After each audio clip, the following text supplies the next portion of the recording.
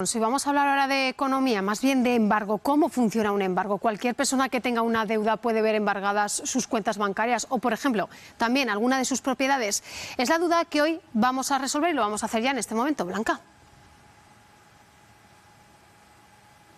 Sí, y vamos a descubrir también que es más habitual, más frecuente de lo que podríamos pensar.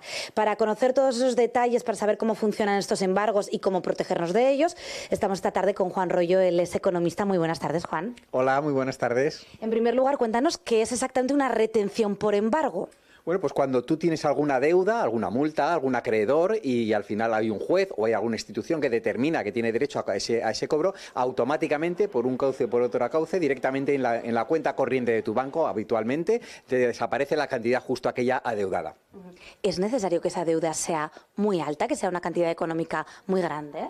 No, puede ser de diferentes cantidades. Normalmente las cantidades pequeñas son pues pequeñas multas, al final pequeñas deudas que tienes con la administración pública. Pues imagínate el pago de la contribución de las basuras o cualquier ordenanza urbana que no has pagado, o una multa de autobús, por ejemplo, que no hayas abonado de tráfico. Pues ahí automáticamente te pueden desaparecer el dinerito de tu cuenta corriente y al final pues el acreedor es capaz de pagar esa deuda que tienes. ¿Se nos va a notificar de alguna manera antes de proceder a esta retención? Bueno, esa retención en teoría debería haber sido por lo menos avisada por parte de la administración pública, de tal manera que tú tengas capacidad también pues de dialogar, de decir si estás de acuerdo, si no estás de acuerdo. Es posible que a lo mejor haya sido un error, con lo cual tú también puedes aportar la documentación adecuada, pero hay que tener en cuenta que para todo esto tienes unos plazos y en muchos casos pues la pereza o al final la dificultad también tecnológica de relacionarte con la administración pública pues te evita que tomes algún tipo de decisiones, dejas pasar el tiempo y desafortunadamente en cuanto ya se da la orden y en cuanto el dinero se ha quitado de la cuenta,